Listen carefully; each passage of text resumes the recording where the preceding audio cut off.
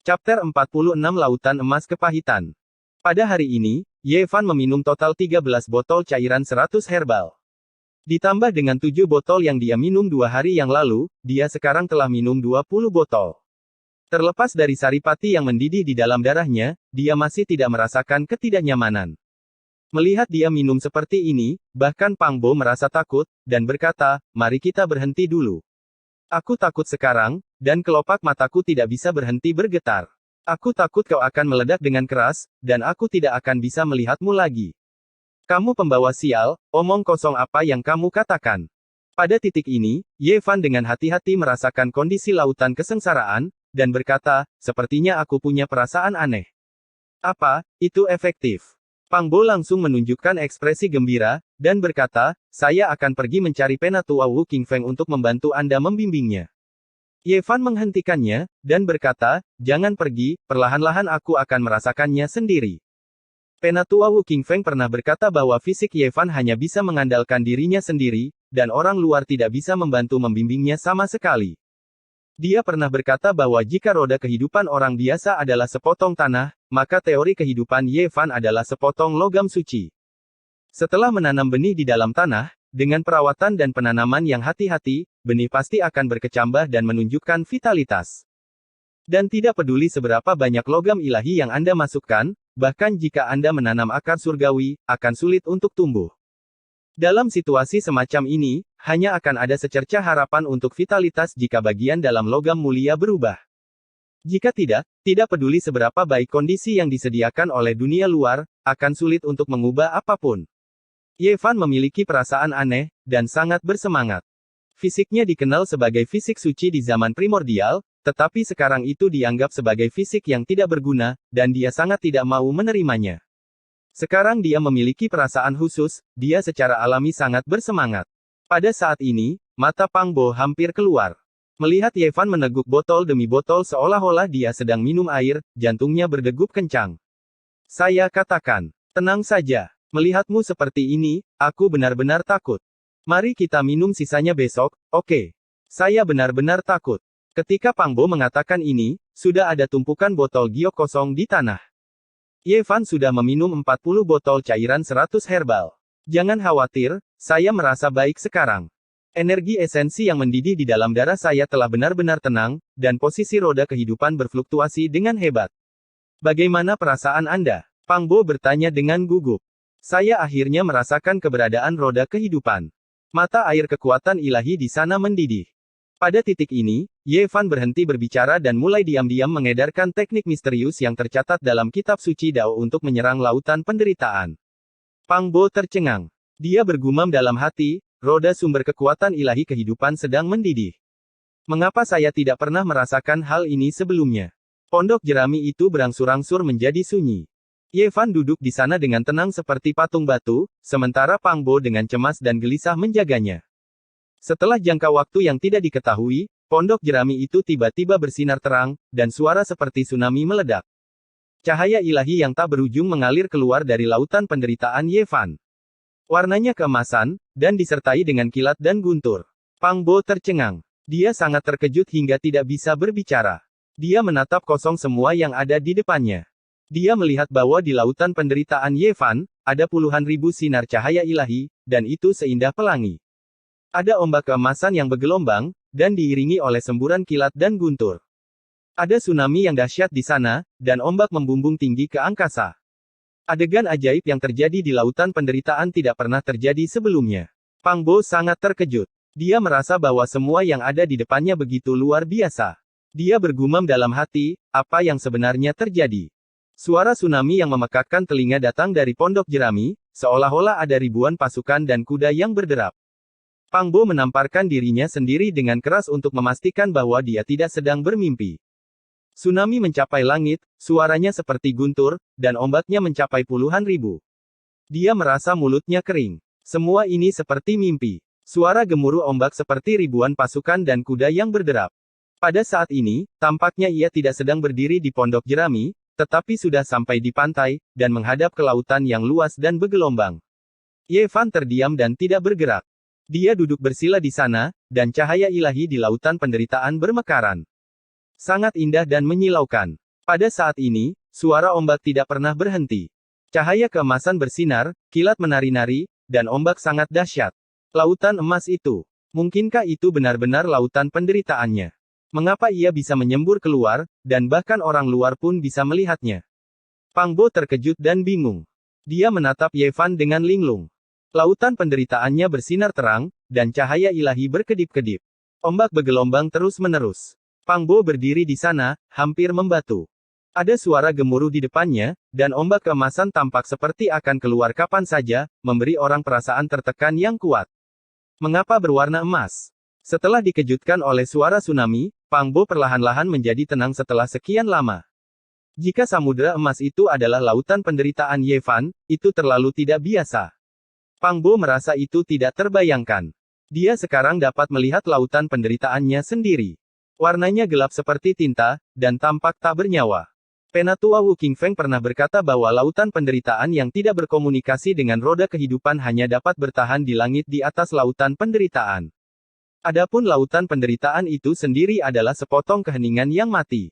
Tidak ada fluktuasi kehidupan, dan warnanya hijau tua atau hitam pekat. Namun, lautan penderitaan Ye Fan sangat berbeda. Itu benar-benar berbeda dari apa yang telah digambarkan oleh Penatua Wu Qingfeng. Gemuruh. Di langit di atas laut penderitaan yang bergelombang, guntur dan kilat meletus dari waktu ke waktu, berkelindan dengan tsunami yang dahsyat, menyebabkan dunia berkobar-kobar. Laut dan langit terhubung, dan ada cahaya keemasan yang terang di mana-mana. Sungguh sangat menyilaukan.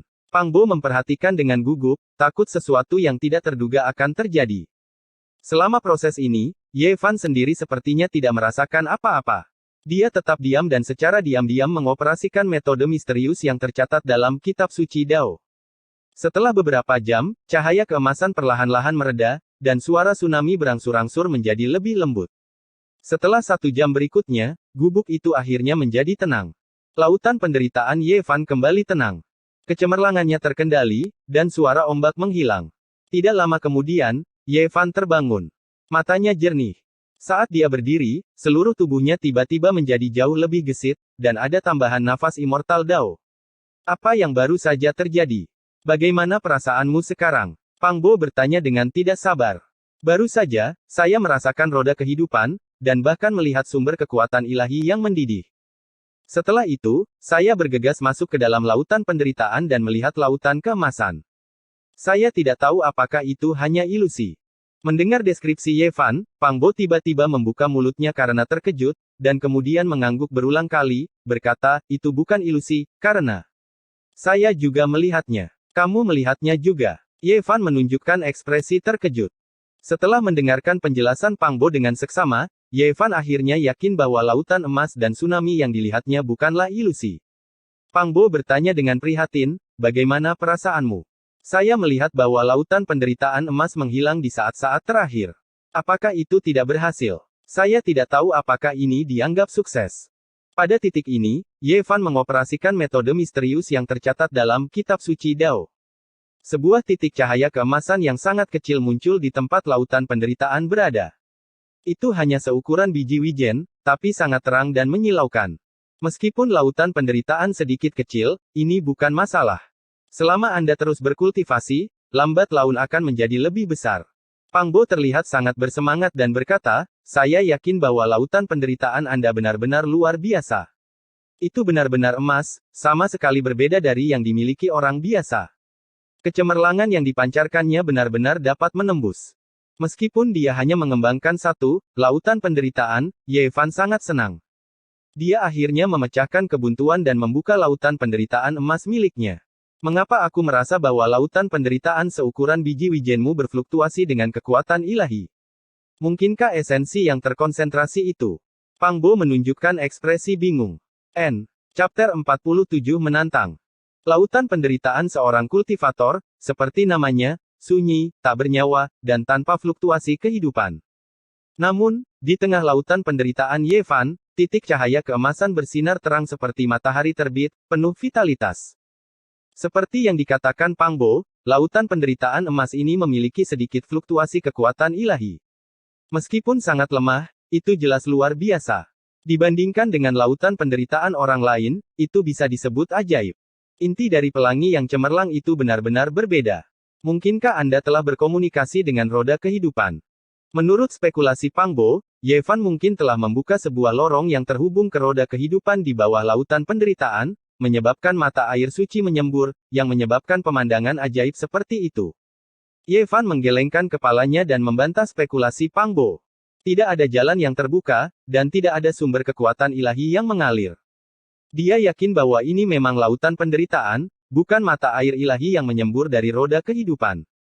Pang Bo menghela nafas dan berkata, ini sungguh luar biasa. Tubuh suci orang-orang dahulu benar-benar luar biasa dan benar-benar berbeda dari orang biasa. Mungkinkah lautan penderitaan emas eksklusif untuk orang-orang dengan fisik seperti ini? Ini hanyalah pembukaan awal dari lautan penderitaan. Saya tidak tahu apakah saya bisa terus berkultivasi. Ye Fan tidak membiarkan kegembiraan melemahkan rasionalitasnya. Kemudian dia mulai melihat ke dalam dan dengan hati-hati memeriksa situasi lautan penderitaan. Lautan penderitaan berwarna keemasan seukuran wijen dikelilingi oleh kegelapan dan kekosongan yang tak berujung, dan hening seperti tanah mati. Namun demikian, sulit untuk menenggelamkan cahayanya sepenuhnya. Titik cahaya ini seperti bulan yang terang menggantung di langit. Hal ini menyebabkan harapan tak terbatas muncul di hati Ye Fan. Mungkin suatu hari nanti, dia akan dapat membangun lautan kesengsaraan emas yang sangat luas, sepenuhnya mengusir kegelapan dan energi kematian, dan membiarkan tempat yang sunyi ini bersinar dengan vitalitas yang penuh semangat.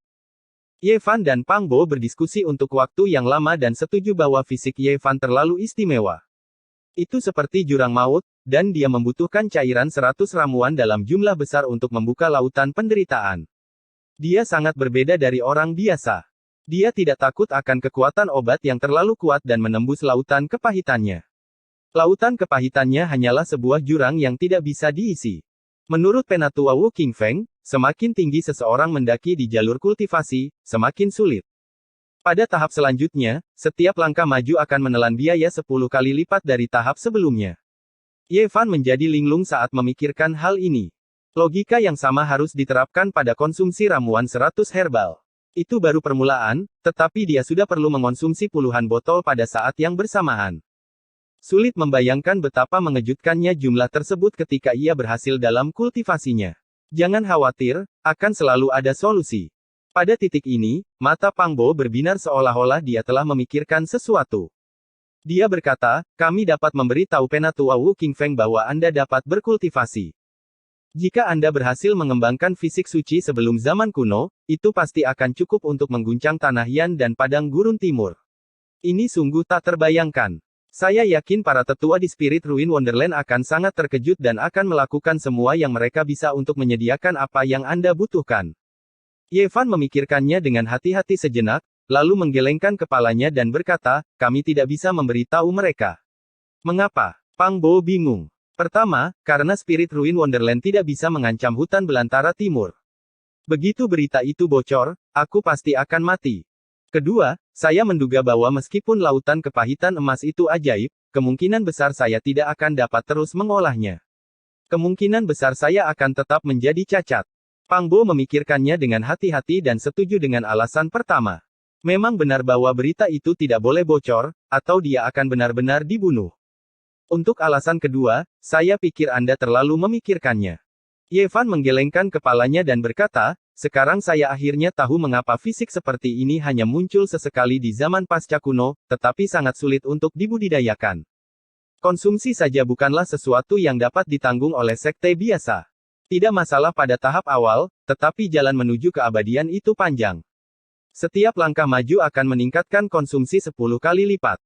Jika budidaya terus tumbuh dengan kecepatan 10 kali lipat, itu akan menjadi angka astronomi yang tak terbayangkan untuk hampir tidak bisa dibudidayakan hingga tahap menengah, apalagi tahap akhir. Saya khawatir bahkan tanah suci dan keluarga kuno yang telah diwariskan dari zaman kuno akan sulit untuk dibudidayakan. Bahkan dapat dikatakan bahwa kerugiannya lebih besar daripada keuntungannya. Konsumsi seperti itu lebih dari cukup untuk membina banyak murid yang luar biasa. Ye Fan berpikir sejenak dan berkata, alasan ini hanya ditemukan pada tahap awal kultivasi. Saya pikir itu jauh lebih dari itu. Jika tidak, tanah suci dan keluarga orang-orang suci tidak akan menyerah begitu saja. Sangat mungkin ada kondisi atau alasan yang lebih keras dan sulit. Bagaimana ini bisa terjadi? Pang Bo dalam keadaan linglung. Dia merasa masa depan Ye Fan suram, dan jalan kultivasi tampaknya sangat sulit. Namun, Ye Fan tidak terlihat sedih sama sekali. Dia berkata, jika tubuh suci orang-orang dahulu dapat dibudidayakan dengan mudah, maka itu akan kehilangan maknanya.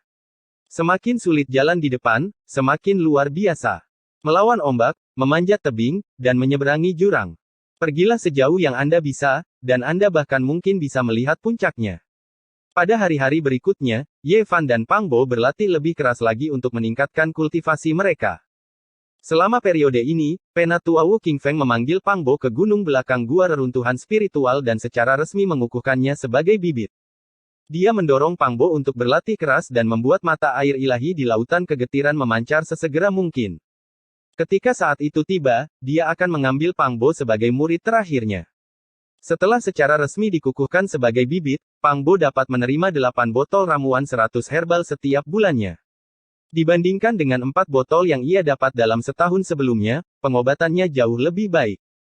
Selain itu, seiring dengan kultivasinya yang terus meningkat, pasokan akan meningkat secara bertahap di masa depan untuk memenuhi semua kebutuhannya.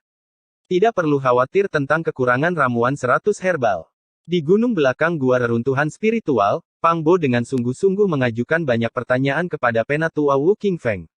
Dia terutama ingin membantu Ye Fan memecahkan keraguan Laut Emas Kepahitan. Penatua Wu Qingfeng memberitahunya banyak rahasia tentang Lautan Kepahitan.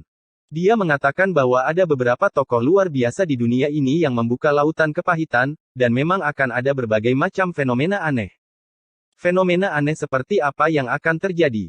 Penatua Wu Qingfeng berbicara tentang lebih dari selusin fenomena aneh, tetapi dia tidak menyebutkan Lautan Emas Kepahitan.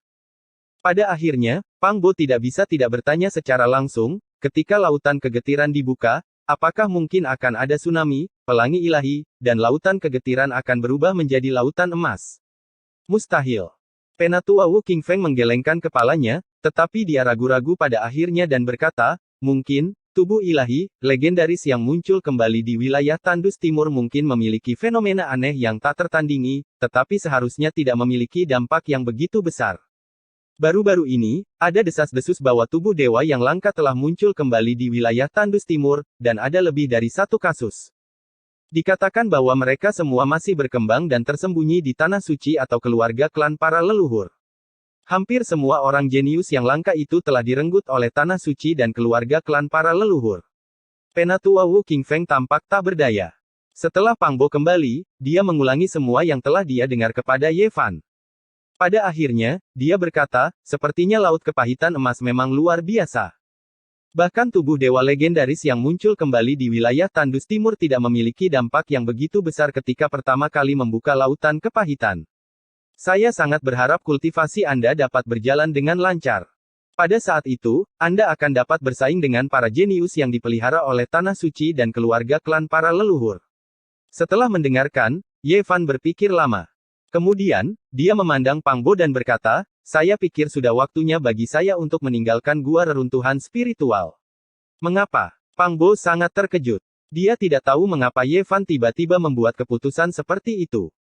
Saya datang ke gua reruntuhan spiritual untuk belajar berkultivasi. Sekarang, tidak cocok bagi saya untuk tinggal di sini lebih lama lagi.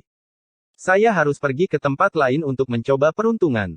Tidak, jika Anda pergi, saya juga akan pergi. Pang Bo dengan tegas menentang. Kamu telah dikonfirmasi sebagai bibit abadi. Gua reruntuhan spiritual akan melakukan yang terbaik untuk mengasuh Anda, jadi Anda tidak perlu pergi. Namun, aku berbeda. Dengan fisik saya tidak akan mengalami perkembangan di gua reruntuhan spiritual. Chapter 48 Kitab Suci bukan milik dunia ini. Karena Anda akan pergi, saya pasti akan ikut dengan Anda. Pang Bo berbicara dengan sangat tegas dan tegas. Dia telah memutuskan untuk pergi bersama Ye Fan. Ye Fan tidak akan pernah setuju. Setelah Pang Bo dikukuhkan sebagai bibit, masa depannya cerah. Jika dia pergi sekarang, semuanya akan kembali ke nol. Jalan di depan akan dipenuhi dengan ketidakpastian dan kecelakaan bahkan bisa saja terjadi. Ada alasan lain mengapa saya pergi. Kami telah menekan Han Fei Yu dan membuatnya kehilangan muka. Pang Bo segera menyela dan berkata, jangan khawatirkan dia. Saya adalah bibit sekarang, jadi saya yakin dia tidak akan berani melakukan apapun dalam jangka pendek. Begitu kita tumbuh lebih kuat, tidak perlu takut padanya. Ye Fan menggelengkan kepalanya, masalah ini tidak sesederhana kelihatannya. Saya telah bertanya-tanya dan menemukan bahwa paman buyutnya adalah seorang ahli alkemis. Dia mencoba yang terbaik untuk memurnikan kuali pil pembalikan yang untuk meningkatkan umurnya. Dalam beberapa tahun terakhir, dia telah mencari ramuan spiritual dengan segala cara. Dia telah pergi keluar dan secara pribadi mencarinya di pegunungan terpencil. Dia baru kembali selama beberapa hari, tapi Han Feiyu sudah bertengkar dengan kami. Saya khawatir masalah ini tidak sederhana. Pang Bo mengangguk. Dia juga merasa itu aneh. Mereka tidak memiliki permusuhan dengan Han Feiyu, jadi seharusnya tidak ada konflik di antara mereka. Mereka tidak pernah berinteraksi sebelum ini. Jangan-jangan kau sedang menebak-nebak bahwa paman buyutnya sedang mencoba melakukan sesuatu pada kita. Pikiran Pang Bo sangat gesit dan dia memikirkan banyak hal dalam sekejap. Mereka berdua secara tidak sengaja mendapatkan kembali kemudahan mereka setelah memakan ramuan suci. Jika Tetua Han mengetahui hal ini, dia mungkin akan mencoba melakukan sesuatu pada mereka. Saya pikir umurnya hampir habis dan dia sangat ingin menyempurnakan pil pembalikan yang sangat mungkin dia mengincar kita. Ye Fan sampai pada kesimpulan ini dan menambahkan, sekarang kamu adalah bibit, dia tidak akan berani melakukan apapun padamu. Namun, jika saya terus tinggal di sini, saya takut sesuatu akan terjadi. Si tua bangka itu. Pang Bo mengerutkan kening setelah mendengar ini. Dia tidak lagi melarang Ye Fan untuk pergi, tapi dia bersikeras untuk pergi bersama mereka. Jika Anda ingin pergi bersama kami, maka saya tidak akan pergi. Ye Fan berkata dengan lugas. Dia tidak ingin menunda kultivasi Pang Bo. Gua Makam Roh adalah pilihan terbaik untuk Pang Bo. Pang Bo memahami Ye Fan dengan sangat baik. Melihatnya seperti ini, Pang Bo tidak bersikeras dan duduk di sana dalam diam. Ye Fan hanya memberitahu Pang Bo tentang kitab suci kuno yang dia peroleh dari peti mati perunggu kuno. Sebelumnya, dia telah membacakan beberapa kalimat, tapi Pang Bo memperlakukannya seperti sebuah buku surgawi. Karena terlalu dalam, dia tidak bisa memahaminya sama sekali. Bahkan sekarang, Ye Fan sendiri tidak mengerti artinya. Dia mencoba mencari tahu untuk waktu yang lama, tetapi dia tidak memiliki petunjuk sedikit pun. Bagi saya, kitab-kitab suci itu hanyalah buku-buku surgawi. Tidak ada gunanya bagiku untuk menyimpannya. Aku pasti tidak akan kekurangan teknik misterius di Spirit Ruin Paradise, jadi aku tidak perlu repot-repot menulisnya. Ye Fan mengabaikannya dan mengambil pena dan kertas untuk mulai menulis. Pada saat ia menggerakkan kuas, suara lonceng tiba-tiba bergema di dalam hatinya. Ratusan karakter kuno mengalir di dalam hatinya bagaikan tetesan air, dan membuatnya seketika merasa segar kembali. Pena Ye Fan bergerak seperti naga dan ular. Dia dengan cepat menuliskan baris demi baris kata-kata di atas kertas, tetapi pada saat ini, sesuatu yang aneh terjadi. Pena berhenti dan kata-kata itu menghilang. Ketika pena di tangannya berhenti, garis-garis aksara kuno perlahan-lahan memudar. Tidak lama kemudian, kertas berubah menjadi abu. Seakan-akan ada kekuatan misterius yang terkandung dalam ujung pena, menghancurkan segalanya. Pada saat yang sama, ratusan karakter kuno di dalam hati Ye Fan perlahan-lahan menjadi kabur dan suaranya juga berangsur-angsur menghilang. Pang Bo tercengang. Hal ini terlalu mistis dan membuat orang merasa bahwa itu sangat jahat. Setelah sekian lama, dia akhirnya membuka mulutnya dan berkata, saya pikir. Jangan menulis lagi. Buku surgawi ini terlalu aneh. Dia belum pernah melihat atau mendengar ratusan aksara kuno ini sebelumnya. Mereka bahkan lebih kuno dari aksara lonceng. Awalnya, Ye Fan tidak mengenalinya, tetapi karena keberadaan suara surgawi, dia secara bertahap memahami maknanya ketika ratusan aksara kuno itu tertanam di dalam hatinya. Ye Fan menunduk dan merenung. Dia memikirkan beberapa kata yang dikatakan penatua Wu Qingfeng. Ada teks-teks suci sebelum zaman purba. Setiap karakter memadatkan sajak dao dan memiliki kekuatan misterius dan tak terduga. Menirukannya saja akan menyebabkan hal-hal yang tak terlukiskan dan aneh terjadi. Beberapa orang berspekulasi bahwa menulis aksara kuno ini dapat berkomunikasi dengan kekuatan langit dan bumi dan menyebabkan vitalitas menjadi kacau, sehingga menyebabkan segala macam hal yang tidak dapat dijelaskan terjadi. Mungkinkah setiap goresan dari aksara kuno ini memadatkan semacam kekuatan yang menyebabkan esensi langit dan bumi di sekitarnya menjadi kacau selama proses penulisan, yang pada akhirnya menghancurkan kertas? Ye Fan bergumam pada dirinya sendiri. Pang Bo merasa bahwa hal itu tidak terbayangkan dan berkata, buku surgawi ini menyihir. Jangan menulisnya lagi. Bukan karena kitab langit itu menyihir, tetapi karena aksara kuno ini tidak biasa. Setiap goresan memadatkan semacam kekuatan yang dapat mengganggu esensi langit dan bumi. Ketika semua kekuatan berkumpul bersama, itu cukup untuk menarik kekuatan langit dan bumi di sekitarnya dan membentuk kekuatan yang dapat menghapus kitab suci kuno. Ye Fan membuat penilaian seperti itu. Semakin demikian, semakin misteriuslah kitab suci kuno itu. Orang yang meninggalkan kitab suci ini bahkan lebih tak terduga lagi. Ratusan aksara kuno disusun bersama, mencegah kitab suci kuno itu muncul di dunia. Seakan-akan ini adalah teks rahasia yang tidak boleh ada di dunia. Ye Fan tidak bertahan. Kitab suci kuno ini sulit dimengerti. Bahkan jika kitab ini ditinggalkan oleh Pang Bo, dia tidak akan bisa memahami maknanya. Pada akhirnya, Ye Fan memilih untuk pergi. Pang Bo diam-diam menyuruhnya pergi. Berjalan di sepanjang jalan berbatu dari kedalaman Gunung Surgawi, mereka tiba di pintu keluar Spirit Ruin Wonderland. Ketika mereka menginjak tangga batu biru, kitab suci kuno itu terngiang lagi di benak Ye Fan. Dia menoleh ke Pang Bo dan berkata, tangga batu biru kuno di Spirit Ruin Wonderland pasti berisi benda-benda yang luar biasa. Anda bisa datang ke sini lebih sering. Pada saat itu, Pang Bo tiba-tiba membelalakkan matanya dan berkata, jangan pergi. Ye Fan juga merasakan sesuatu. Dia berbalik dan melihat siluet yang tidak asing lagi menghilang dalam sekejap. Itu adalah pemuda yang mereka tanam terbalik. Han Feiyu belum menyerah. Dia benar-benar mengirim seseorang untuk memata-matai kita. Jangan pergi dulu. Jika mereka melihat Anda pergi, mereka pasti akan mencegat Anda di tengah jalan. Ye Fan mengangguk dan mereka berdua berjalan kembali. Pemuda itu sudah lama pergi, tetapi dalam perjalanan kembali, mereka melihat Han Feiyu bergegas dengan kecepatan kilat dengan beberapa orang mengikuti di belakangnya. Wajah Pang Bo tiba-tiba berubah menjadi marah. Jika dia secara tidak sengaja menemukan bahwa pemuda itu membuntutinya, dia pasti akan menyesal seumur hidupnya jika dia membiarkan Ye Fan pergi hari ini. Dia langsung memarahi, Han Feiyu, kau bajingan. Apakah Anda pikir Anda dapat melakukan apapun yang Anda inginkan dengan dukungan kakek Anda?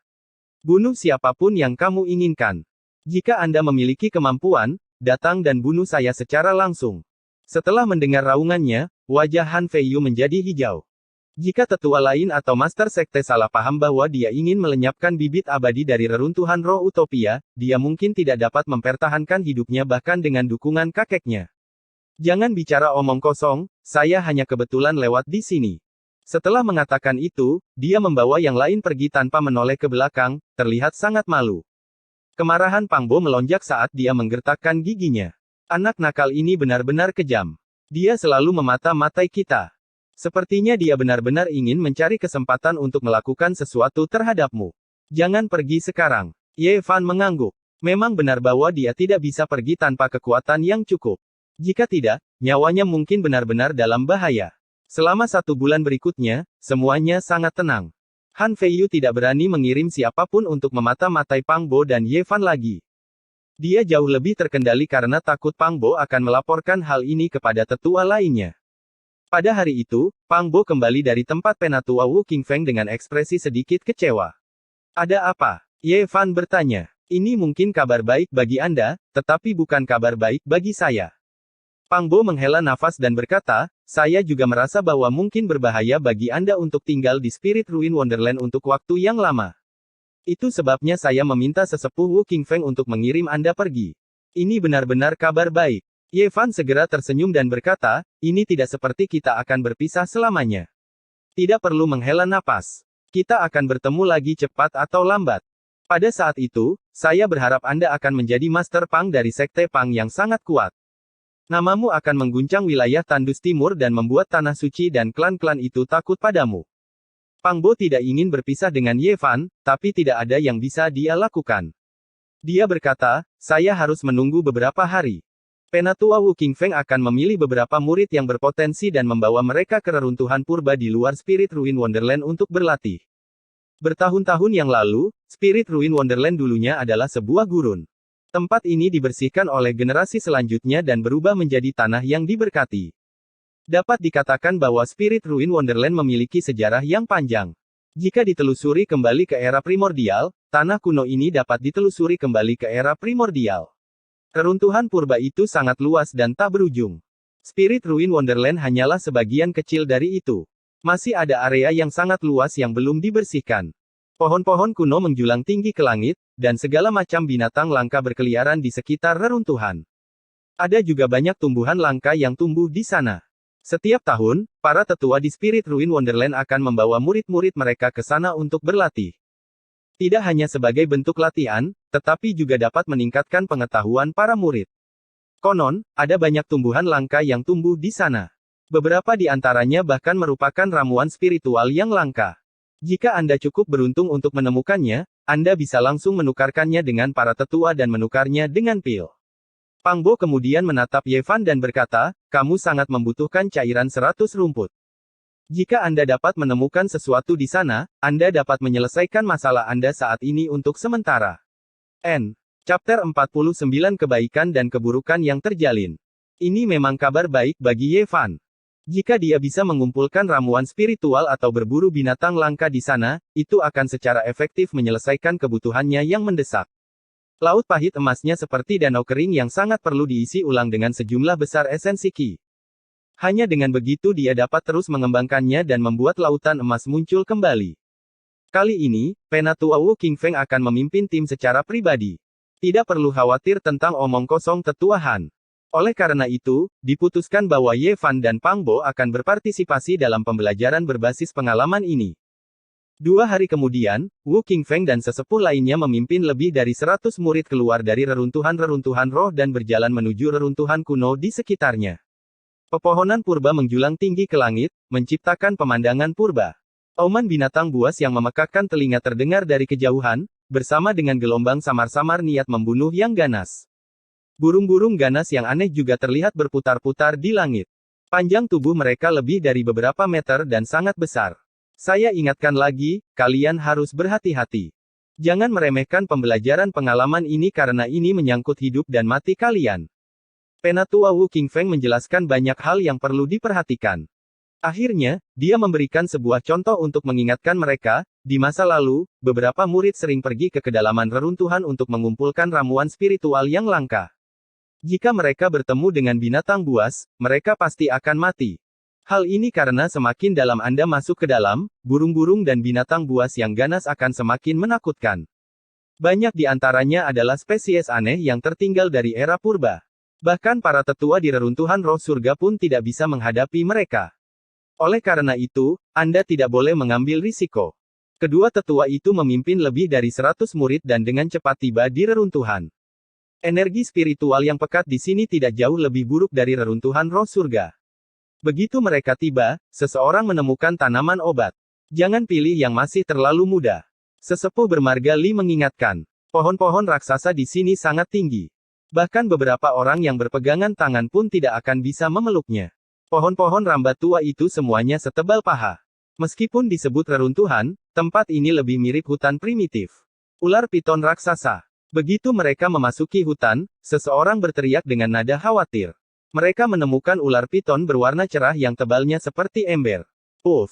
Ular piton dengan bintik-bintik warna-warni di sekujur tubuhnya membuka mulutnya dan mengeluarkan kabut, menutupi murid yang berteriak di tempat. Tiba-tiba, jeritan melengking terdengar. Penatua Wu Qingfeng dengan cepat mendekat dan segera mengerutkan kening. Dia berkata, mengapa kita menemukan naga beracun di tepi reruntuhan? Ada sesuatu yang tidak beres. Pada saat ini, Penatua Li juga berjalan mendekat dan berkata, ular piton ini disebut naga beracun, tubuhnya sangat beracun, kalian semua harus berhati-hati, jangan sampai terkontaminasi oleh kabut beracun yang dimuntahkannya, jika tidak, kalian akan segera mati karena racunnya. Setelah Penatua Li selesai berbicara, dia mengingatkan, kantung empedunya adalah bahan yang baik untuk memurnikan obat, murid-murid yang memiliki kemampuan bisa pergi mengambilnya. Mereka baru saja tiba di tepi reruntuhan, dan mereka sudah bertemu dengan ular piton yang begitu berbisa. Siapa yang tahu binatang buas apa lagi yang ada di dalamnya? Seorang murid meninggal di tempat, menyebabkan semua orang merasakan kedinginan di dalam hati mereka, dan mereka semua menjadi berhati-hati. Saya datang untuk mengambil empedu ular. Seorang gadis berusia 16 atau 17 tahun berjalan keluar dari kerumunan dan terus maju. Lautan kepahitannya menyala dengan cahaya hijau, dengan cepat menyebar ke lengannya dan menyembur di sepanjang jari-jarinya. Cahaya hijau itu seperti pedang, dan dengan suara, cahaya itu membelah naga beracun itu menjadi dua. Gadis itu dengan hati-hati mengeluarkan empedu ular seukuran kepalan tangan, dan saat itu juga, ia menukarnya dengan sebotol ramuan 100 rumput dari Tetuali. Murid-murid yang lain pun segera terdorong. Hampir semua dari mereka memiliki kemampuan untuk membunuh ular piton berbisa. Selama hati mereka tak kenal takut, mereka bisa melepaskan tangan dan kaki mereka, dan mereka semua akan dapat memetik hasil dari reruntuhan ini. Jangan takut, dan jangan lengah. Dalam periode waktu berikutnya, mungkin masih ada pertumpahan darah dan kematian, tetapi ini adalah sesuatu yang harus kalian alami. Bunga-bunga dan tanaman di rumah kaca suatu hari nanti harus menghadapi kenyataan yang kejam, jika tidak, mereka tidak akan pernah bisa benar-benar tumbuh. Meskipun kedua tetua itu mengatakan hal ini, mereka masih mengerutkan kening. Mereka baru saja tiba di tepi reruntuhan, dan seorang murid telah meninggal. Ini bukan pertanda baik. Pada saat itu, murid-murid yang lain mulai bergerak satu demi satu. Segera, seseorang menggali lidah naga yang berusia 10 tahun, dan pada saat yang sama, murid lain menemukan pohon anggur naga biru. Tiba-tiba, teriakan burung yang sangat tajam terdengar dari kedalaman reruntuhan. Suara itu seperti suara logam yang menembus langit, dan membuat gendang telinga orang sakit dan berdengung. Pada saat itu, semua orang terkejut. Mereka berhenti dan melihat ke arah sumber suara, hanya untuk melihat kilat keemasan melesat di langit, dengan cepat menukik ke bawah menuju puncak gunung. Apa itu? Penatua Wu Qingfeng mengungkapkan ekspresi bermartabat dan berkata, itu adalah burung petir, secepat dan menakutkan seperti kilat. Ia terlahir dengan kekuatan guntur dan kilat, dan bahkan saya hanya bisa mengambil jalan memutar jika bertemu dengannya. Roar! Tiba-tiba, suara gemuruh yang memekakkan telinga mengguncang langit. Di puncak gunung tempat burung petir menukik turun, seekor kera raksasa yang ditutupi sisik lebat melompat ke atas. Kera itu melambung lebih dari 100 meter ke langit dan menerkam ke arah burung petir. Itu kera bersisik. Di sisi lain, ekspresi Penatuali berubah saat dia berkata, saya khawatir itu adalah Raja Kera bersisik. Jika tidak, tidak mungkin ia begitu kuat, benar-benar berani menyerang burung petir. Penatua Wu Qingfeng mengerutkan kening dan berkata, sepertinya reruntuhan itu tidak damai. Kali ini, kemungkinan besar akan ada beberapa liku-liku. Jangan masuk terlalu dalam. Teriakan burung yang menusuk telinga dan auman binatang buas datang dari kedalaman reruntuhan. Seolah-olah langit sedang terkoyak, datang dari kejauhan. Hal ini membuat wajah para murid menjadi pucat. Baru saja, mereka melihat seseorang dengan mudah membunuh naga beracun, yang membuat kepercayaan diri banyak orang melonjak. Namun, pada saat ini, mereka akhirnya mengerti bahwa reruntuhan itu jauh lebih menakutkan dari yang mereka bayangkan. Ada banyak eksistensi super di kedalaman, dan mereka tidak bisa memprovokasi mereka sama sekali. Ayo pergi ke tempat lain untuk memasuki reruntuhan. Penatua Wu Qingfeng masih merasa bahwa daerah ini tidak terlalu damai hari ini. Bagaimanapun, reruntuhan primitif itu cukup luas, jadi dia segera memimpin kelompok itu ke area lain. Setelah berjalan lebih dari 10 li, rombongan tiba di sebuah hutan batu yang berantakan. Setelah melewati tempat ini, mereka kembali memasuki reruntuhan. Izinkan saya mengingatkan Anda lagi. Bahkan jika Anda ingin masuk lebih dalam, Anda tidak bisa masuk lebih dari 10 li. Jika tidak, nyawamu pasti akan berada dalam bahaya. Anda harus bertindak sesuai dengan kekuatan Anda sendiri. Setelah tiba di sini, kelompok mulai berpencar. 3-5 orang membentuk kelompok, dan masing-masing maju bersama. Mereka semua ingin mendapatkan sesuatu. Cairan 100 ramuan adalah godaan besar bagi para murid yang sedang membuka lautan penderitaan. Han Feiyu juga berpartisipasi dalam pengalaman kali ini. Ketika dia melihat Ye Fan dan Pang Bo, matanya bersinar dengan cahaya dingin. Ketika Ye Fan dan Pang Bo menoleh untuk menatapnya, dia segera menghindari tatapan mereka dan melihat ke arah lain. Han Feiyu, kamu hampir dibunuh oleh dua orang ini. Ada beberapa pria dan wanita yang bepergian dengan Han Feiyu. Mereka semua tampak berusia sekitar 18 atau 19 tahun.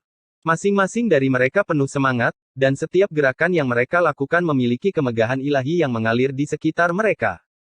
Meskipun seseorang adalah bibit abadi, dia baru saja memasuki sekte dan belum belajar banyak. Yang satu lagi adalah sampah dan tidak bisa berkultivasi. Dikalahkan oleh orang bodoh seperti itu, kau benar-benar memalukan bagi tetua Han. Pria dan wanita yang berbicara pertama kali berusia sekitar 17 atau 18 tahun. Meskipun mereka sedikit lebih muda daripada orang-orang di sampingnya, mereka dikelilingi seperti bintang yang mengelilingi bulan. Kemarahan Pang Bo memuncak saat mendengar hal ini. Kedua orang ini terlalu tidak bermoral. Mereka benar-benar berani mengejek Ye Fan sebagai sampah. Dia segera berkata dengan marah, "Apa yang kamu katakan? Apa kalian tahu bagaimana berbicara bahasa manusia?" Gadis berusia 17 atau 18 tahun itu tertawa dingin. Ada tanda kecantikan di sudut mulutnya. Meskipun dia sangat cantik, pada saat ini, dia mengeluarkan perasaan yang menusuk tulang. Dengan dingin ia berkata, "Emosimu tidak kecil. Jangan berpikir bahwa hanya karena Anda adalah bibit abadi, Anda dapat meremehkan orang lain. Kamu harus tahu bahwa tidak ada yang bisa memprediksi masa depan. Bibit abadi juga bisa mati sebelum waktunya. Siapa yang sombong? Apakah kami memprovokasi Anda? Anda menyebut kami sampah pada saat Anda tiba. Jika kami bisa dianggap sombong, maka Anda bisa dianggap buta." Pang Bo membalas tanpa sedikit pun kesopanan. "Jika bukan karena perintah tetua bahwa murid tidak boleh berkelahi di sini, saya benar-benar ingin memberi Anda pelajaran tentang bagaimana menjadi murid yang berperilaku baik." Mata gadis dengan tanda kecantikan itu berkedip-kedip dengan cahaya dingin. Dia melirik Ye Fan, lalu menatap Pang Bo dan berkata, "Kamu mungkin seorang Celestial Sprout, tapi kamu tidak bisa seenaknya membawa orang ke sini. Reruntuhan ini adalah tempat penting dari reruntuhan-reruntuhan roh, jadi bagaimana kita bisa membiarkan orang jembel datang dan pergi sesuka hati?" Pemuda berusia 17 atau 18 tahun yang berdiri di sebelahnya juga mengejek, "Tidak sembarang orang bisa berkultivasi. Seseorang harus tahu batas kemampuannya." Matanya bersinar dingin saat dia menatap Ye Fan dan berkata, "Tolong pergi sesegera mungkin. Ini adalah tempat bagi para murid Spirit Ruin Paradise untuk berlatih. Orang luar tidak diperbolehkan masuk. Tutup mulutmu." Pang Bo sangat marah. Menghina Ye Fan sama saja dengan menghinanya, jadi dia benar-benar ingin maju. Ye Fan menariknya kembali dan melirik ke arah mereka. Dia tidak mengatakan apa-apa dan hanya mengeluarkan liontin batu giok, melambaikannya di depan mereka, dan melangkah maju. "Itu liontin giok Penatua Wu." Han Feiyu melangkah maju dan berkata, "Kakak senior Lilin, kakak senior Li Yun, jangan mencari masalah dengan mereka untuk saat ini. Paman buyut saya tidak mengizinkan saya memprovokasi mereka sekarang. Dia pasti akan menghukum saya jika dia tahu." Setelah berjalan beberapa ratus meter, Pang Bo berkata, "Saya ingat sekarang. Saya melihat mereka di gunung belakang roh reruntuhan surga. Saat itu saya masih jauh, jadi saya tidak terlalu memperhatikan." Penatua Wu Qingfeng dengan santai menyebutkan bahwa wanita itu bernama Li Lin dan dia juga merupakan bibit abadi. Pria itu bernama Li Yun. Meskipun dia bukan bibit abadi, bakatnya sangat istimewa dan tidak kalah dengan bibit abadi. Ye Fan berbalik dan berkata, "Sepertinya kamu tidak akan berada dalam bahaya di Spirit Ruin Paradise, tapi kamu tidak akan bisa hidup dengan nyaman di masa depan." Pang Bo tampaknya tidak peduli dan berkata, "Hanya ketika ada tekanan maka akan ada motivasi. Tujuan saya saat ini adalah menginjak-injak para bajingan itu dalam 3 tahun. Saya akhirnya tahu mengapa Penatua Wu Qingfeng menghela napas dan berkata bahwa yang baik dan yang buruk bercampur aduk dalam beberapa tahun terakhir." Ye Fan mengingatkan, surga perusak roh tampaknya tidak sedamai yang terlihat di permukaan. Mungkin akan ada konflik di antara para tetua, jadi Anda harus berhati-hati di masa depan. Saya tahu. Penatua Wu Qingfeng mengatakan bahwa dia ingin menjadikan saya sebagai murid terakhirnya. Saya berpikir bahwa saya mungkin akan pergi ke gunung belakang untuk berkultivasi setelah Anda pergi. Saya tidak akan membuat masalah sampai saya berhasil dalam studi saya." Ye Fan merenung sejenak sebelum dia menggelengkan kepalanya dan berkata, "Sayang sekali kami tidak cukup kuat. Kalau tidak, kami bisa membuat rencana dan membantumu mengatasi masalah ini." "Tidak apa-apa, jangan khawatirkan saya. Mereka tidak bisa melakukan apapun padaku." Pang Bo masih marah sambil berkata, "Jangan pedulikan kata-kata mereka." Ye Fan tersenyum dan berkata, "Jangan khawatir, saya terlalu malas untuk mengatakan apapun kepada mereka, jadi saya secara alami tidak akan keberatan." "Itu bagus. Jangan khawatirkan apapun untuk saat ini. Anda hanya perlu bekerja keras dalam kultivasi Anda. Tunggu sampai kamu membuka samudera pahit emasmu dan biarkan mereka tahu siapa sampah yang sebenarnya." Tidak lama kemudian, Li Lin, Li Yun, dan Han Feiyu menyusul mereka. Namun, mereka tidak berada di sini untuk mereka kali ini. Mereka hanya lewat. Ye Fan berdiri di samping dan diam-diam melihat mereka pergi tanpa mengucapkan sepatah kata pun. Wanita jalang itu. Pang Bo sangat marah, tapi dia hanya bisa menahannya untuk saat ini. Dia tidak memiliki kekuatan untuk melawan. Dalam 2 hari berikutnya, Ye Fan dan Pang Bo menemukan lebih dari 10 jenis tanaman obat. Namun, ketika mereka mengirimkannya kepada kedua tetua untuk ditukar, mereka hanya menerima 2 botol ramuan 100 jamu. Faktanya, banyak orang yang mengalami situasi yang sama. Banyak orang bahkan tidak bisa menukar sebotol ramuan 100 herbal. Selain itu, 3 orang murid meninggal dalam 2 hari ini. Tidak, meskipun ada beberapa tanaman obat di area luar, mereka tidak cukup tua. Mereka sudah dikumpulkan oleh para pendahulu kami. Sedangkan untuk binatang langka itu, saya khawatir mereka sudah pergi jauh ketika mereka melihat begitu banyak orang yang datang pada waktu yang sama. Bahkan lebih mustahil lagi untuk memburu mereka. 2 botol ramuan 100 herbal tidak berarti apa-apa bagi Ye Fan. Mereka tidak bisa berguna sama sekali. Setelah berdiskusi, keduanya sepakat bahwa jika mereka ingin menggali ramuan spiritual yang sebenarnya dan berburu makhluk roh, mereka harus masuk jauh ke dalam reruntuhan seperti lilin dan yang lainnya. Terlalu berbahaya di dalam. Kita tidak bisa berurusan dengan binatang buas itu. Selain itu, jika kita bertemu Lilin dan Liyun, bahkan jika mereka tidak berani menyerang kita secara terbuka, saya khawatir mereka akan memainkan trik kotor dalam kegelapan. Mereka berdua berdiskusi cukup lama sebelum akhirnya melihat ke kejauhan. Mereka ingin pergi dari daerah ini dan pergi ke daerah lain. 2 hari yang lalu, burung kilat yang terbang melintasi langit dengan tubuh keemasannya yang berkobar-kobar meninggalkan kesan yang mendalam bagi mereka. Ada juga Raja Kera bersisik, yang ditutupi dengan sisik yang lebat dan telah melompat lebih dari 100 meter ke udara dari puncak gunung. Hal itu semakin mengejutkan mereka. Pada saat itu, burung petir dan Raja Kera bersisik muncul di depan mereka dari waktu ke waktu.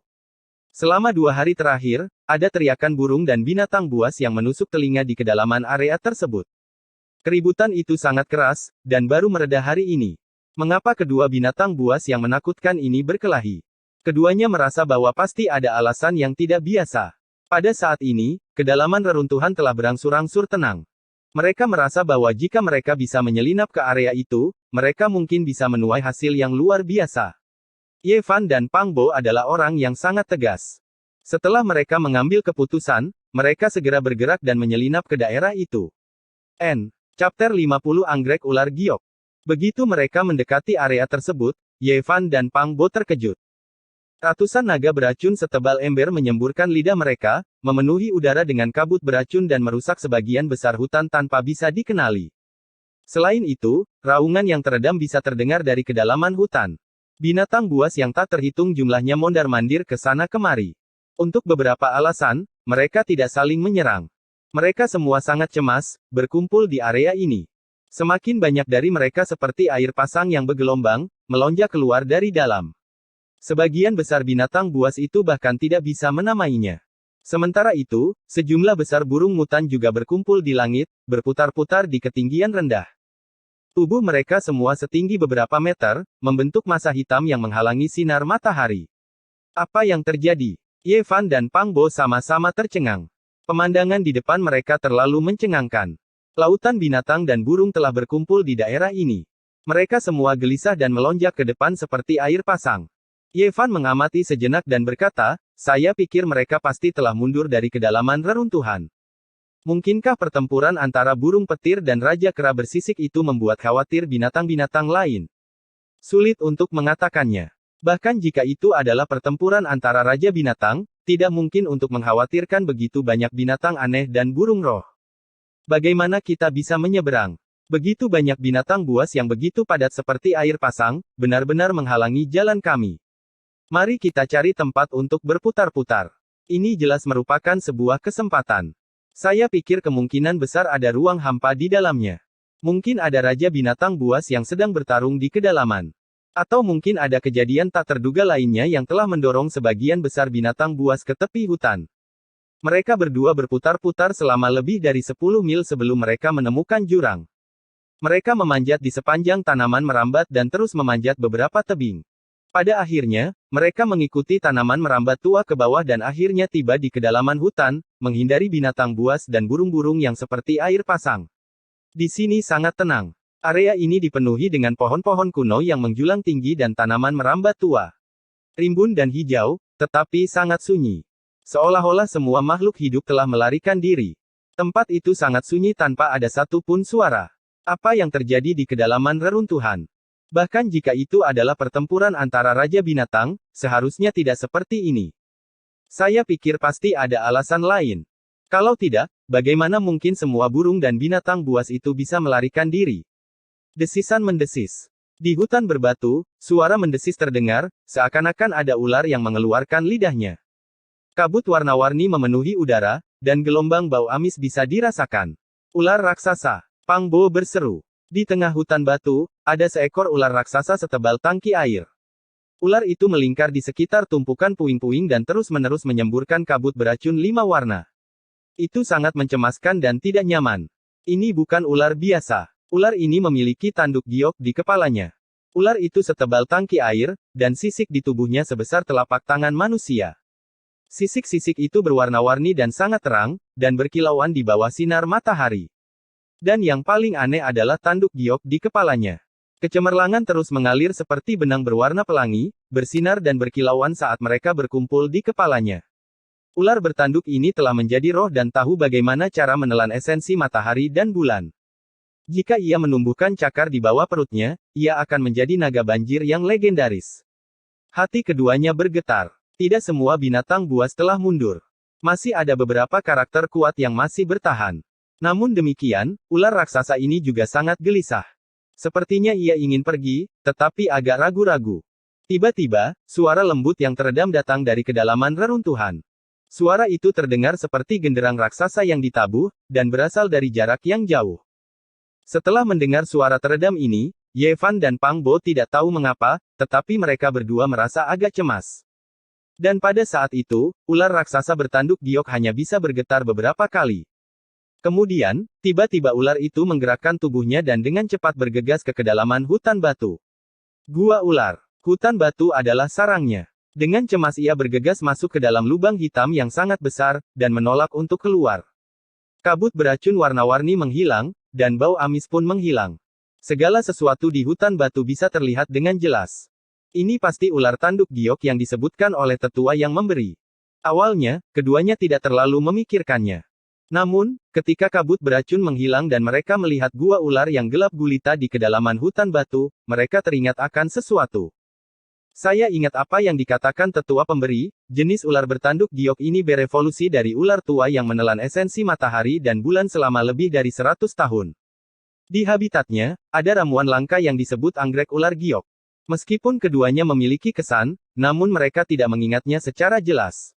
Selain mengajarkan teknik-teknik misterius, tetua penerima juga telah memberikan banyak pengetahuan lain dalam beberapa bulan terakhir. Misalnya, penjelasan tentang manual kultivasi, senjata, dan ramuan roh. Ye Fan dan Pang Bo fokus pada kultivasi, dan tidak terlalu banyak berusaha pada pengetahuan lain. Ini memang, anggrek ular giok. Ye Fan dan Pang Bo sangat bersemangat. Di pintu masuk gua ular yang gelap gulita, mereka melihat 3 tanaman aneh seukuran telapak tangan. Tumbuhan itu seputih giok, dan seluruh tubuh mereka seperti kristal. Sekilas, mereka tampak seperti 3 ular putih kecil yang berdiri di sana. Ada beberapa daun giok putih yang menggantung di sana, dan di ujungnya ada anggrek giok putih yang bersinar. Ketiga tanaman itu sangat aneh, dan sekilas terlihat luar biasa. Ada bintik-bintik cahaya yang berputar-putar di sekelilingnya, dan aroma yang samar-samar, tertiup angin. Benar, itu adalah anggrek ular giok. Ketika mereka melihat anggrek ular giok, dengan mata kepala mereka sendiri, kata-kata tetua yang memberikannya seakan bergema di telinga mereka. Keduanya langsung memikirkan betapa berharganya tanaman ini. Dikatakan bahwa ketika ular tua menelan esensi matahari dan bulan, gua ular akan dikelilingi oleh energi spiritual yang pekat. Namun, tanaman biasa tidak akan mampu menahannya. Bahkan tanaman roh pun akan berubah menjadi debu setelah jangka waktu yang lama. Hanya anggrek yang aneh yang bisa bertahan hidup. Ketika ular tua itu menelan esensi matahari dan bulan, ia akan menyerap esensi tersebut. Setelah dibaptis oleh energi spiritual selama lebih dari 100 tahun, ia akan memadatkan saripati matahari dan bulan dalam jumlah besar, berubah menjadi tanaman aneh yang menyerupai ular tua. Oleh karena itu, anggrek ini dikenal sebagai anggrek ular giok. Itu memiliki efek detoksifikasi yang luar biasa. Itu bisa menyembuhkan banyak racun aneh di dunia. Tumbuh di sisi gua ular, dan itu cocok dengan fakta bahwa ada ramuan roh detoksifikasi di samping serangga berbisa. Selain itu, ia akan menemani ular tua dalam menelan esensi matahari dan bulan, memadatkan esensi vital dalam jumlah besar. Itu adalah favorit para pembudidaya. Keduanya menahan keinginan mereka dan tidak berani bergegas untuk mencabutnya secara langsung. Dikatakan bahwa ular tua itu telah mempersiapkannya untuk dirinya sendiri. Ketika anggrek ular giok benar-benar berubah menjadi penampilan ular tua, ia akan menelannya. Jika ada orang yang mendesain anggrek ular giok, ular tua itu pasti akan mempertaruhkan nyawanya. Bagaimana cara kita memetiknya? Saya yakin ular tua itu baru saja ketakutan. Ular itu bersembunyi jauh di dalam gua ular dan untuk sementara tidak berani keluar. Jika kita perlahan-lahan mengendap-endap, kita seharusnya bisa berhasil memetiknya. Ini sedikit tidak aman. Mari kita tunggu sebentar. Jika ada suara tumpul lain dari dalam reruntuhan, kami akan segera bergegas dan memetiknya sebelum segera melarikan diri. Baiklah, mari kita tunggu dengan sabar sebentar. Setelah keduanya selesai berdiskusi, mereka bersembunyi di hutan batu. Meskipun mereka tidak tahu apa yang terjadi di dalam reruntuhan, mereka merasa bahwa situasi ini akan terus berlanjut. Suara tumpul dari sebelumnya akan terus berlanjut. Seperti yang diharapkan, dalam waktu kurang dari 1/4 jam, 3 suara teredam terdengar. Ye Fan dan Pang Bo terkejut. Ini adalah perasaan aneh yang tidak mereka pahami. Seolah-olah jiwa mereka bergetar tanpa sadar. Keduanya menenangkan pikiran mereka dan dengan cepat bergegas maju. Mereka memetik 3 anggrek ular giok dari pintu masuk gua ular dan bergegas keluar dari hutan batu tanpa menoleh ke belakang. Setelah berlari sejauh beberapa kilometer, mereka berhenti. Pada saat itu, terdengar suara gemuruh di belakang mereka. Seolah-olah terjadi gempa bumi di dalam hutan batu. Jelas sekali, ular tua telah bergegas keluar. Dong! Suara tumpul lainnya datang dari dalam reruntuhan. Jantung Ye Fan dan Pang Bo berdebar kencang saat mereka merasakan dada mereka sakit. Namun, karena suara tumpul inilah hutan batu tempat ular tua berada menjadi tenang. Untungnya, kami berhasil. Saya benar-benar takut ular tua itu akan mengejar kami. Ular itu sudah menjadi roh. Ahli biasa tidak bisa berbuat apa-apa, apalagi kita. Mereka berdua duduk di atas batu biru besar dan menyeka keringat dingin mereka. Ye Fan dan Pang Bo dengan hati-hati melihat anggrek ular giok di tangan mereka. Bunga ini benar-benar terlihat seperti seekor ular tua dengan dedaunan dan anggrek di kepalanya. Bahkan batangnya pun memiliki pola yang menyerupai sisik. Seluruh tubuhnya tampak seperti kristal dan tembus cahaya, seolah-olah diukir dari batu giok suet. Aroma yang menyegarkan menyeruak ke dalam organ-organ tubuh mereka. Sayangnya, ini belum sepenuhnya matang. Puaslah. Hal-hal seperti itu hanya bisa terjadi secara kebetulan. Konon katanya, ini mengandung esensi kehidupan dalam jumlah besar. Saya ingin tahu apa efeknya yang sebenarnya. Mari kita cari tempat yang aman dan coba mengonsumsinya. Ye Fan dan Pang Bo memegang tanaman merambat dan memanjat tebing. Vegetasi di sini sangat subur, tetapi tidak ada tanda-tanda binatang buas atau burung. Tempat itu sangat sunyi. Setelah mengonsumsi anggrek ular giok, kita tidak perlu khawatir akan bertemu dengan ular, kalajengking, atau serangga berbisa. Keduanya berdiskusi sejenak sebelum Ye Fan memutuskan untuk meminumnya untuk melihat efeknya. Fisiknya agak istimewa, jadi dia tidak perlu khawatir tentang efek obat yang terlalu kuat dan menembus lautan kepahitan. Ye Fan menggigit setengah bagian dari anggrek ular giok dan aromanya langsung menyebar. Seluruh tebing dipenuhi dengan keharumannya. Mulutnya dipenuhi dengan wangi dan dia merasakan semua pori-pori di tubuhnya terbuka. Di sekelilingnya dipenuhi dengan energi spiritual yang pekat. Anggrek ular giok yang patah memancarkan esensi kehidupan dan ada sinar kecil cahaya warna-warni yang beredar di sekitarnya. Ye Fan buru-buru memasukkan setengah bagian anggrek ular giok yang tersisa ke dalam mulutnya. Kemudian, dia dengan cepat duduk bersila dan mulai mengedarkan teknik misterius yang tercatat dalam kitab suci Dao. Seluruh tubuhnya tidak bergerak seperti fosil. Tidak lama kemudian, napas Ye Fan tiba-tiba menjadi cepat. Wajahnya memerah seperti darah, pembuluh darahnya memancar, dan kulitnya merah cerah. Kemudian, bintik-bintik kecemerlangan muncul dari permukaan tubuhnya. Pang Bo sangat gugup saat dia diam-diam memperhatikan.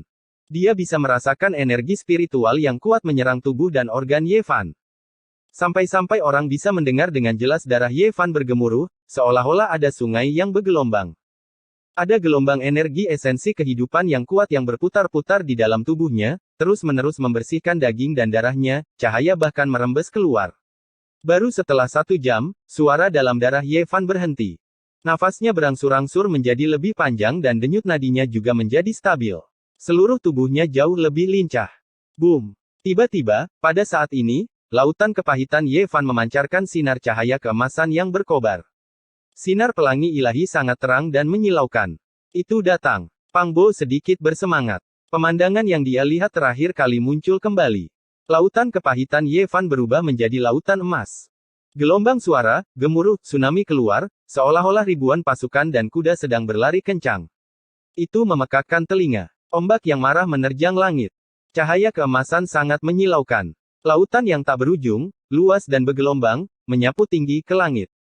Kecemerlangan ilahi yang berkobar-kobar tersebar di seluruh langit. Boom! Kilat menyambar dan guntur bergemuruh. Kilat keemasan melesat di langit. Ribuan petir terdengar di langit.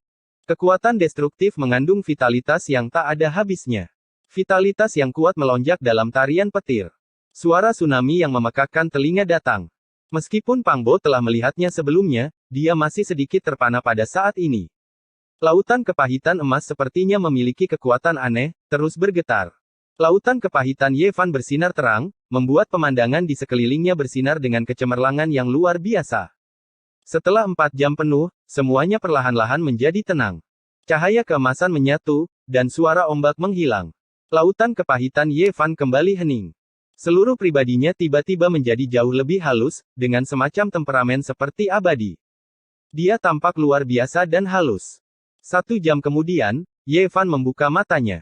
Seolah-olah 2 petir menyambar mereka. Matanya bersinar dengan cahaya ilahi, penuh semangat dan vitalitas. Bagaimana perasaan Anda? Saya merasa sangat baik. Lautan kepahitan telah menjadi lebih besar. Ye Fan mulai mengoperasikan metode misterius yang tercatat dalam kitab suci Tao. Lautan kepahitan tiba-tiba menyala dengan cahaya keemasan. Lautan kepahitan, yang tadinya sebesar biji wijen, menjadi sebesar kacang kedelai, seperti lampu ajaib yang dipasang di sana. Kecepatan perkembangan ini sungguh luar biasa. Sementara Pang Bo merasa senang untuk Ye Fan, dia juga sangat terkejut. Kali ini, ketika Ye Fan membuka lautan kepahitan, tiba-tiba meluas berkali-kali. Ada jejak-jejak kekuatan ilahi yang mengalir di lautan kepahitan yang berwarna keemasan, membuat Ye Fan merasa sangat nyaman. Keagungan ilahi yang beriak dari laut kepahitan menyehatkan darah dan dagingnya. Ye Fan mengoperasikan metode misterius dari kitab suci Tao. Kemegahan ilahi keemasan mengalir keluar dari lautan kegetiran dan melesat di sepanjang jarinya. Dengan suara, "Ci," yang lembut, ia menembus pohon kuno di depannya. Pang Bo tertegun dan berkata, "Kamu sebenarnya bisa menggunakan serangan yang mirip dengan Divine Glaive." Anggrek ular giok memang luar biasa. Esensi kehidupan yang dikandungnya berkali-kali lipat lebih kuat daripada puluhan botol cairan 100 herbal terakhir kali. Ye Fan menghela nafas. Kali ini, dia membuka lautan kepahitan emas dengan sangat lancar. Pang Bo juga menunjukkan ekspresi kegembiraan dan berkata, pengalaman kali ini tidak sia-sia. Panen dari ketiga obat spiritual ini pasti lebih banyak daripada gabungan panen dari obat-obat lainnya. Saya benar-benar tidak tahu apa yang terjadi di kedalaman reruntuhan. Apakah kita masih akan masuk lebih dalam lagi? Tentu saja kami harus terus bergerak maju. Jika kita masuk lebih dalam, mungkin akan ada lebih banyak panen. Burung-burung ganas dan binatang buas telah melarikan diri. Ini adalah kesempatan yang langka.